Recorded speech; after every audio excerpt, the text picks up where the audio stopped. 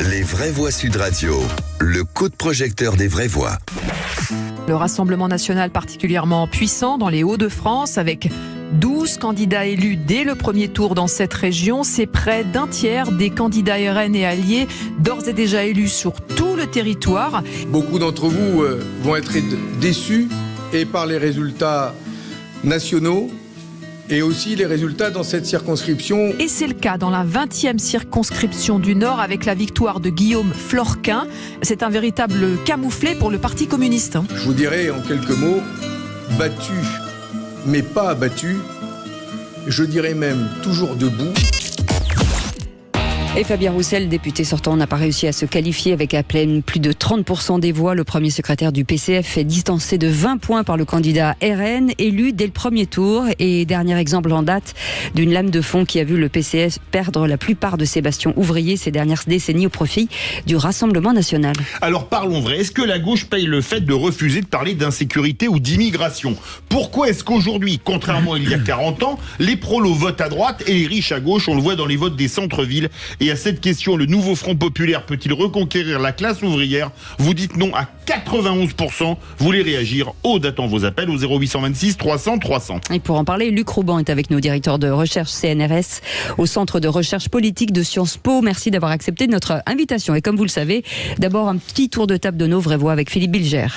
Il me semble, si vous me permettez cette appréciation personnelle, que j'ai regretté la défaite de Fabien Roussel pour une raison simple, c'est qu'au sein de cet univers de gauche et d'extrême gauche, il avait eu des propos parfois de droite qui auraient pu être en effet acceptés par des conservateurs.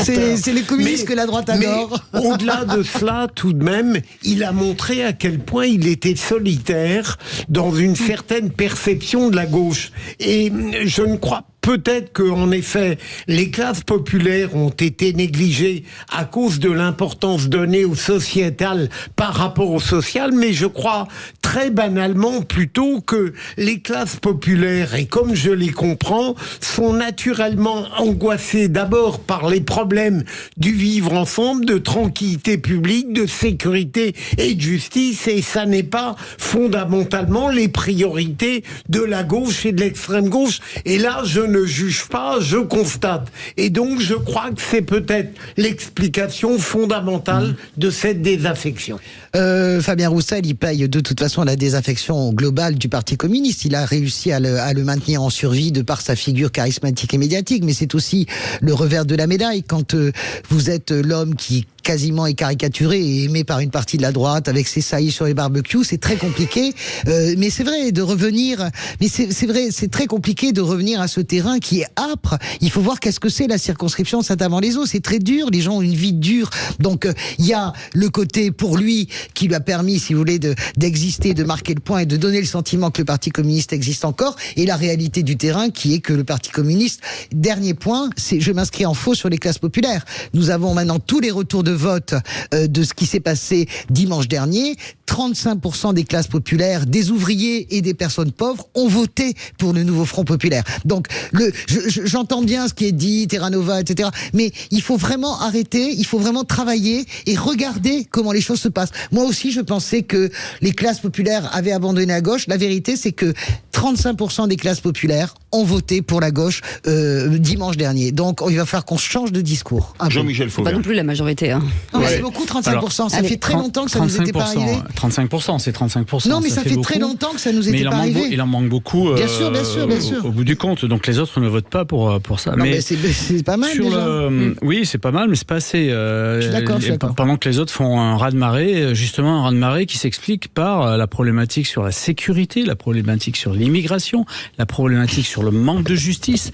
Ça n'a pas été pour l'instant. On verra si les digues qui sont montées résistent, mais pour l'instant ce premier tour c'est ça.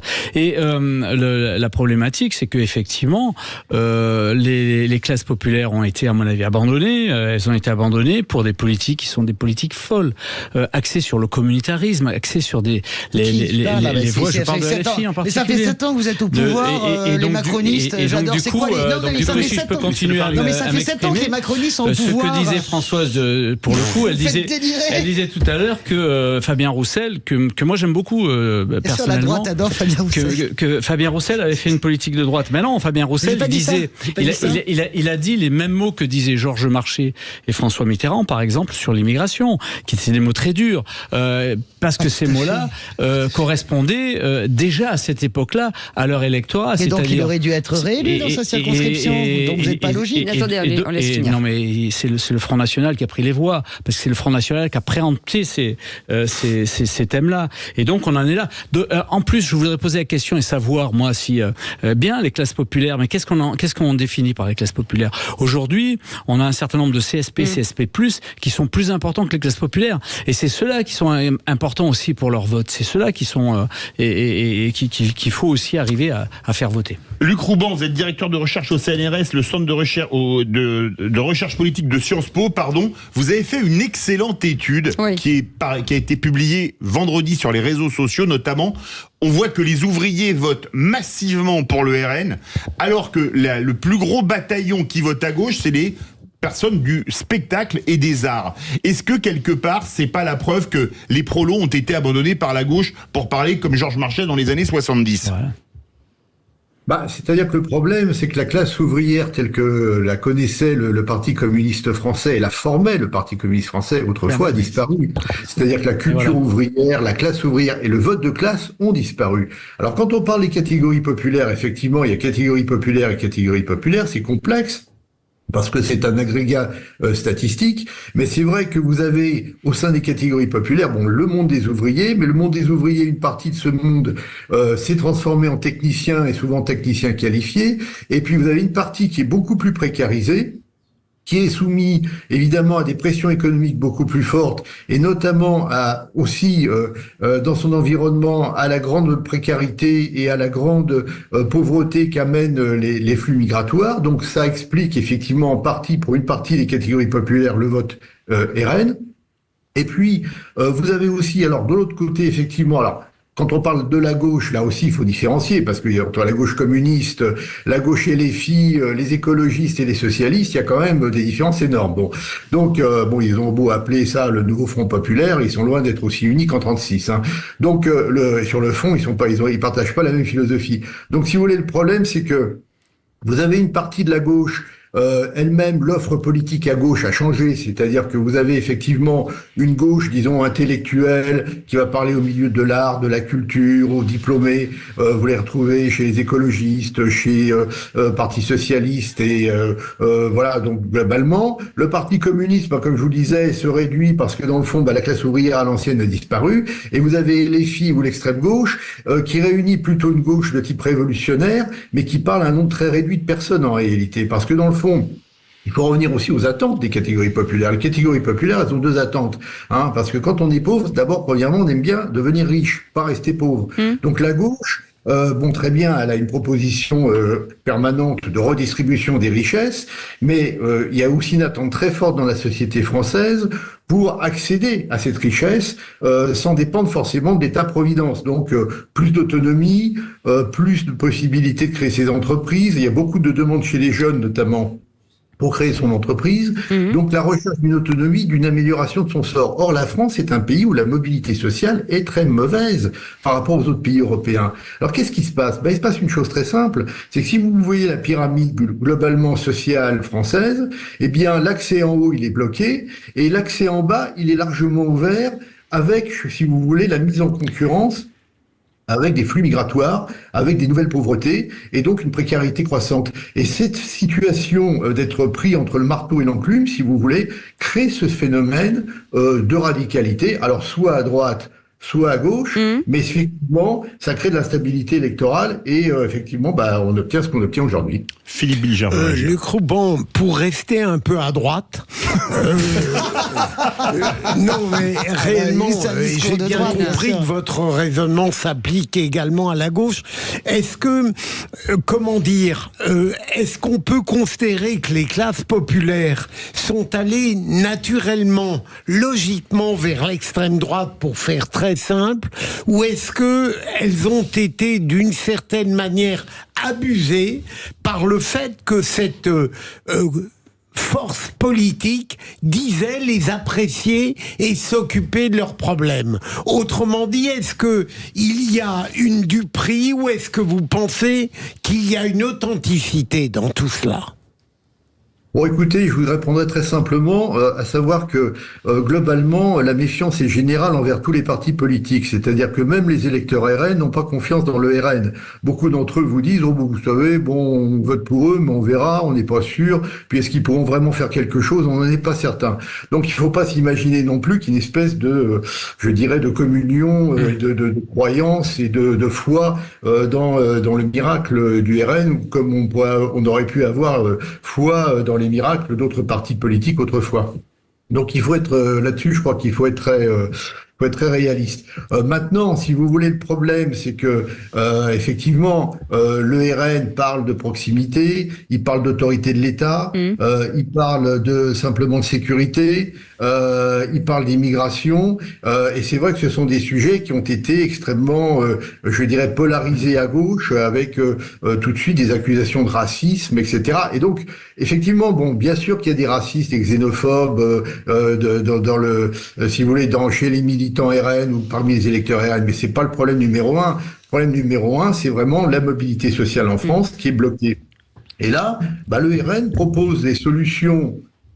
On ne sait pas si elles sont pour l'instant réalistes ou pas, et qui peuvent être aussi dangereuses sur le plan économique, mais disons, de reprise en main, de contrôle de la situation. Parce que dans le fond, au fond des choses, et c'est ce qui explique aussi pourquoi une partie des classes moyennes et des classes supérieures commencent à voter aussi pour le RN, ou déjà bien commencé à voter pour le RN, c'est que l'idée générale qui explique ce vote, c'est ni le racisme, ni un souverainisme débridé, mais c'est surtout l'idée que plus personne ne contrôle rien.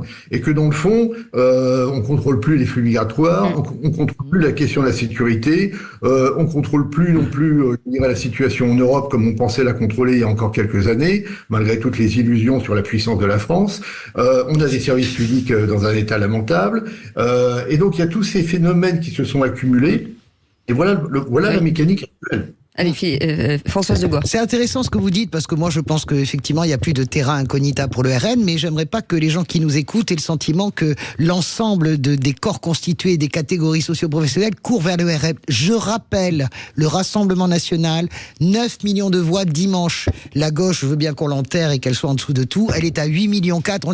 La gauche est à 400 000 voix du Rassemblement National. Donc ce que je veux dire par là, je suis pas en train de faire un concours, je veux juste expliquer le climat, la réalité du vote. Je dis pas que ce sera celle de la semaine prochaine. La réalité du vote aujourd'hui, c'est qu'il y a au moins deux France, et une France notamment une France puissante, qui ne partage absolument pas votre analyse, mon cher monsieur, et qui dit, je le redis, regardez les marqueurs qui ont voté pour les candidats du Nouveau Front Populaire. Je veux bien que ça soit des artistes et que ça soit social. Ça n'est pas vrai. Vous avez les catégories intermédiaires à 30%, les catégories populaires à 35%. Je ne voudrais pas qu'on laisse croire que nous avons une sorte de rouleau compresseur, que rien n'arrête. Chère madame, je sais très bien. Vous savez, moi j'ai le nez dans les enquêtes électorales. Moi aussi. Donc, c'est très bien, bravo. Oui. Mais mon travail, c'est que je sais très bien, seulement ne me faites pas dire ce que je n'ai pas dit. Je n'ai pas dit que tout le monde votait, j'ai pas dit que tout le monde votait. J'expliquais l'extension du vote Front National, Rassemblement National à des catégories moyennes et supérieures. Bien sûr, vous avez raison. Très bien que vous avez toute une partie des catégories moyennes, supérieures et des catégories populaires qui votent pour la gauche. Mais là, on parlait du Rassemblement National. Non, on n'a plus beaucoup de temps. Si on mélange tout, et on commence à tout mélanger. On parlait des catégories populaires à la base. Effectivement, on constate que quatre partis de gauche cumulent les voix de l'extrême droite ou du Rassemblement National, comme vous voulez. Il y a d'autres électeurs, je le précise. Mais juste une question. On n'a pas le temps. On n'a pas le temps. Juste une question, on n'a pas le temps. Moi, je pense que on a déjà connu ça dans l'histoire, et je pense très précisément à la fin de la République de Weimar, où il y a eu un transfert de l'électorat vers des partis d'autorité. Ouais.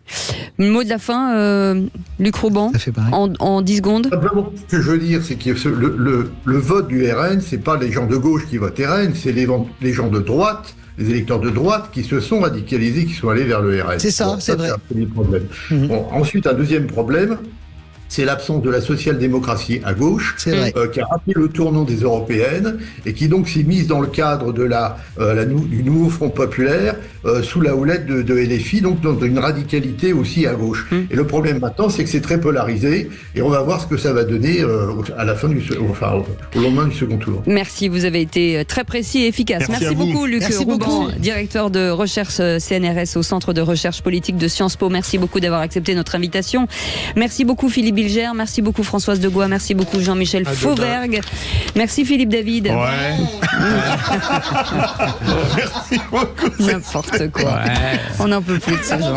On n'en peut plus. Il faut que je vous reprenne en main, Philippe David. Allez-y, je vous en prie. Allez, on vous retrouve demain. Merci Maxime, merci Aude, merci beaucoup Gauthier et Félix, notre équipe formidable. On vous retrouve demain à partir de 17h. Passez une très belle soirée dans un instant. Et dans un instant, direction le Off d'Avignon avec Christophe Meillan, ses invités Victoria Pianasso, Nicolas Lacroix et Thomas Gété. Passez une belle soirée. Salut, à demain.